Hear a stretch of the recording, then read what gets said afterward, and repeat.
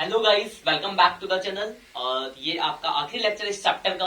इस लेक्चर के साथ आपका ये चैप्टर खत्म हो जाएगा। अभी तक हमने जो सीख लिया है, अभी तक हमने सारे प्रैक्टिकल कॉन्सेप्ट समझे, इसमें कि स्टेटमेंट ऑफ अफेयर्स क्या होता है, प्रॉफिट कैसे कंपेयर करके मेथड से निकालते हैं।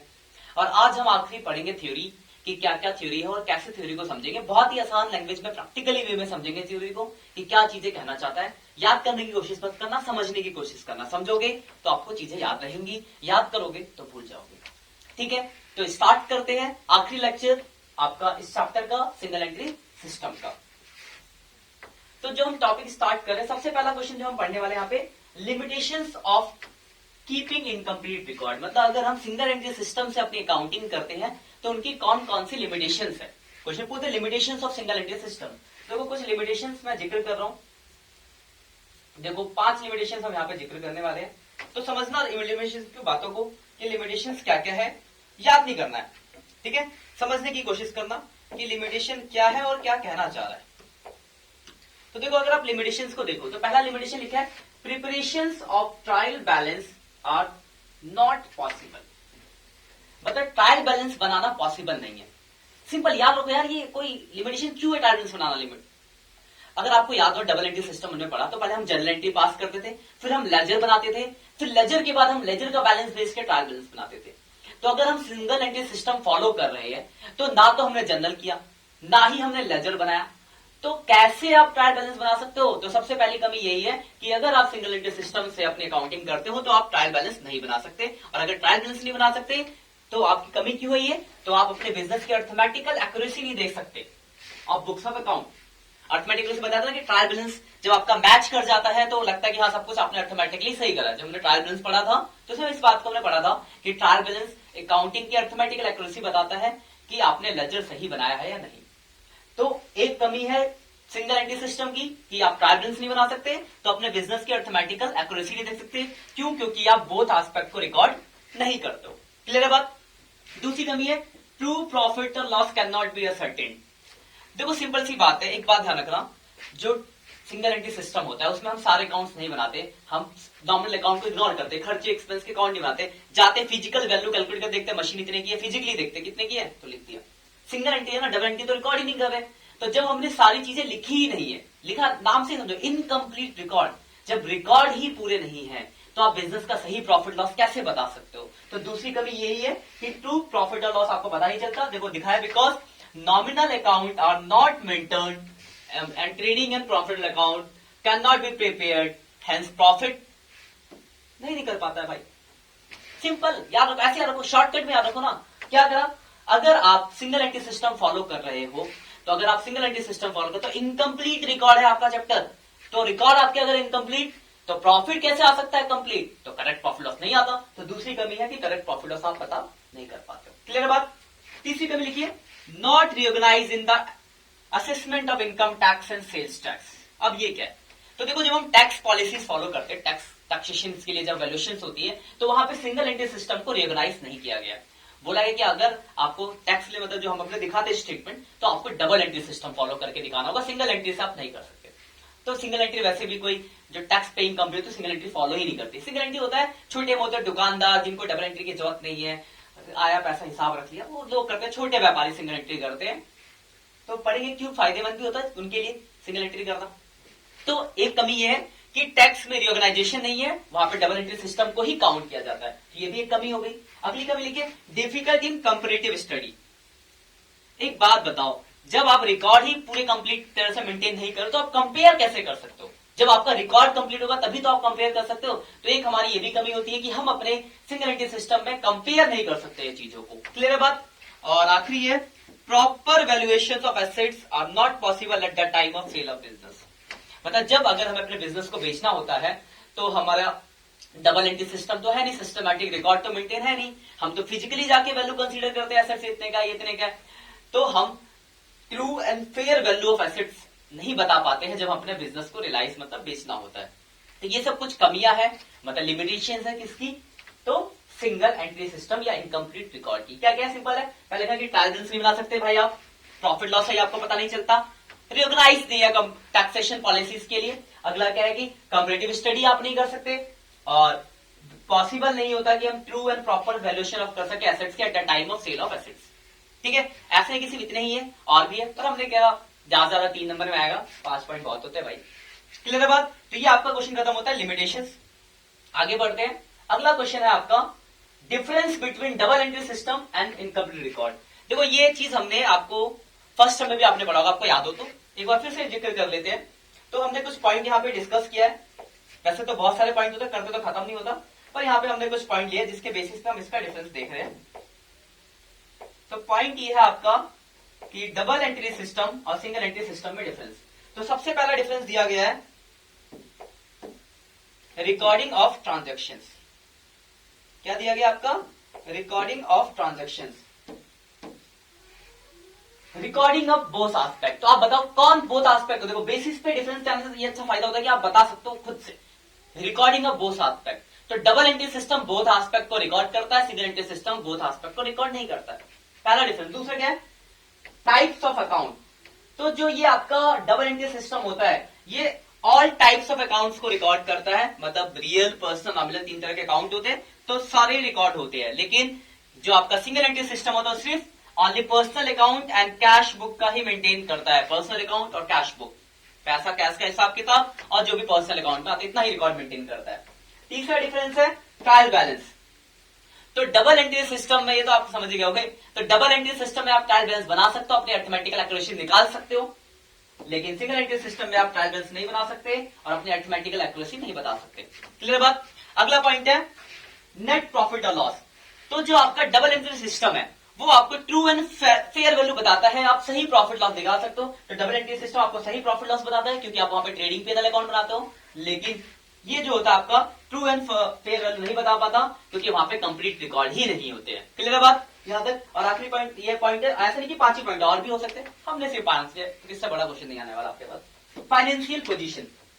तो जो डबल एंट्री सिस्टम होता है वो आपको अर्थमेटिकली एसेट्स की वैल्यू बताता है कि वो जनरल लेजर, लेजर से ट्रायल बैलेंस, ट्रायल बैलेंस से उसके बाद आपको बैलेंस शीट बनाई जाती है। तो यहाँ पे जो बैलेंस शीट होता है वो एसेट्स लायबिलिटीज की ट्रू एंड फेयर वैल्यू बताता है, तो आप अपने बिजनेस की सही पोजीशन बता पाते हो। लेकिन वहां पे जब हम सिंगल एंट्री करते हो हम आते थे स्टेटमेंट ऑफ फेयर्स, तो वहां पे जो अर्थेस्ट होता है वो फिजिकली जाके काउंट किया जाता है, वो एक्चुअली 100% करेक्ट नहीं होता है, इनकम्प्लीट है, तो वहां पे बिजनेस की सही पोजीशन पता आपको नहीं चल पाती है। क्लियर है बात? तो ये इन दोनों में डिफरेंस है, डबल एंट्री सिस्टम और सिंगल एंट्री सिस्टम में।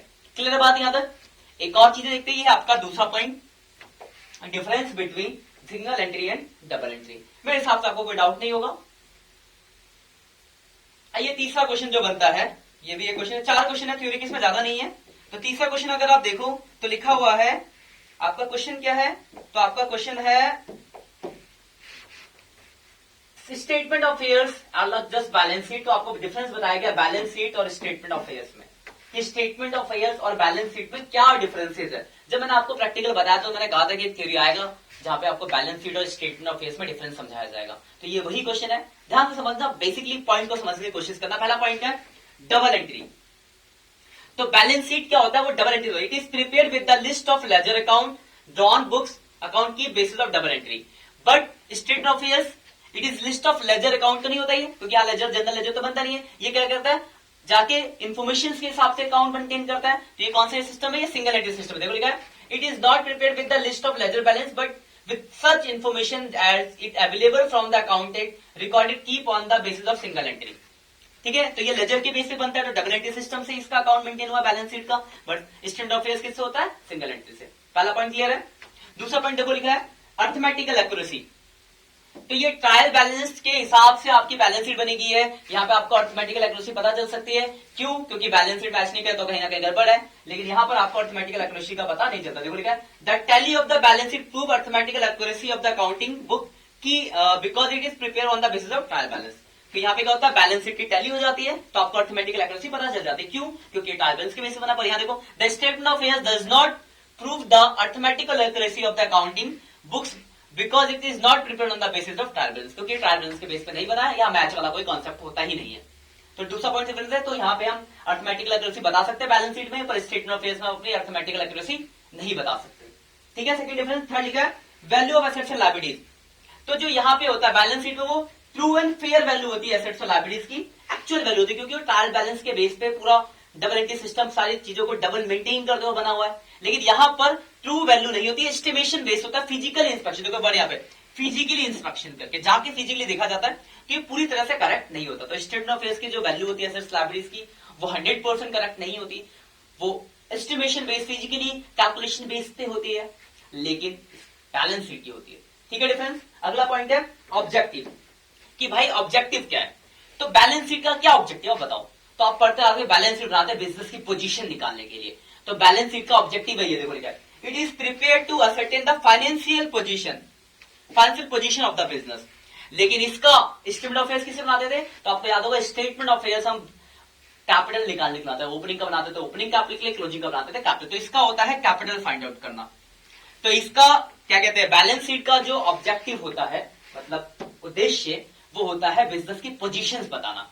और स्टेटमेंट ऑफ अफेयर्स का जो ऑब्जेक्टिव होता है वो होता है कैपिटल कैलकुलेट करना, क्योंकि स्टेटमेंट ऑफ अफेयर्स हम बनाते ही इसलिए थे किसका निकालने के लिए, कैपिटल।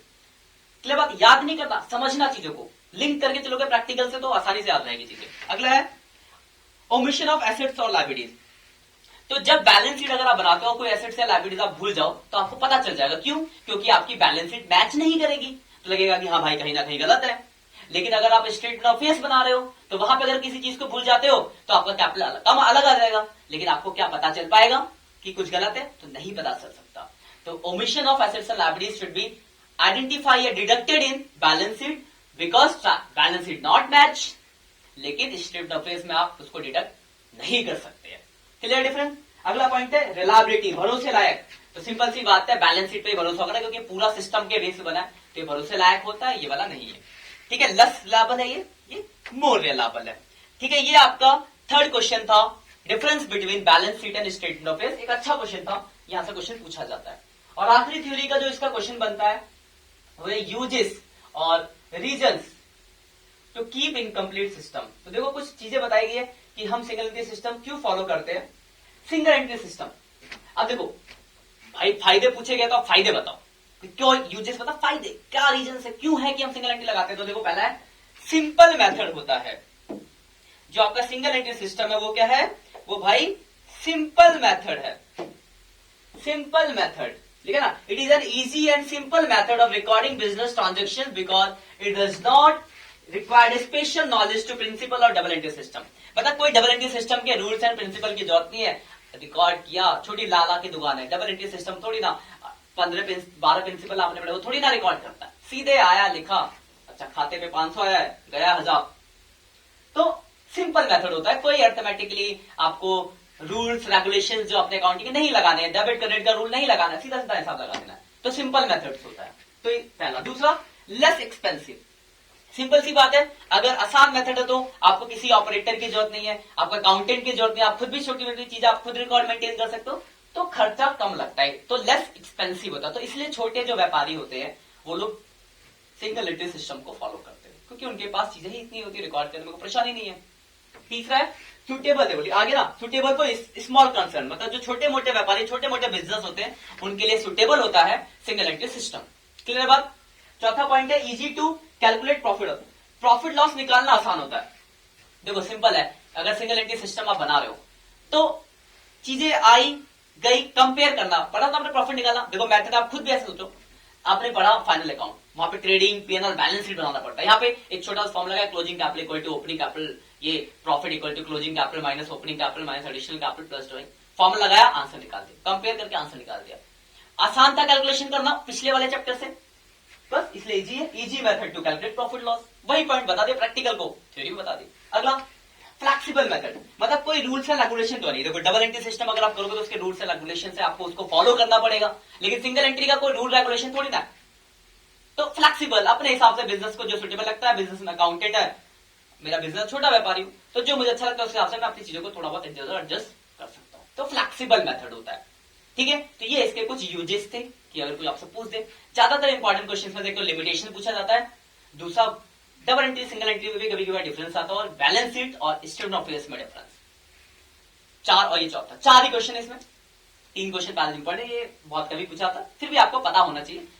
तो इतना ही है थ्योरी चैप्टर के अंदर। प्रैक्टिकल हमने देखे पहले 4 लेक्चर में, और ये आखिरी लेक्चर था जिसमें हमने इसके थ्योरी के साथ इस चैप्टर को समाप्त किया। कोई भी परेशानी हो आप मुझे कमेंट करके पूछे। और अगर वीडियो अच्छी लगती है तो अपने दोस्तों में इसको शेयर करें कि नॉलेज स्प्रेड, लोगों तक फैलाना, ये बहुत इंपॉर्टेंट होता है। ज्ञान बांटने से बढ़ता है। और एक छोटा सा प्यारा सा कमेंट जरूर कर देना मेरे लिए, ठीक है? तो खत्म करते हैं वीडियो। नेक्स्ट लेक्चर में मिलेंगे नेक्स्ट किसी नए चैप्टर के साथ। कोई नए टॉपिक पर अगर वीडियो बनानी तो आप नीचे कमेंट करके बोलोगे सर इस टॉपिक पे वीडियो बनाओ, मैं उस टॉपिक पे वीडियो बनाऊंगा आप लोगों के लिए, ठीक है? Bye bye.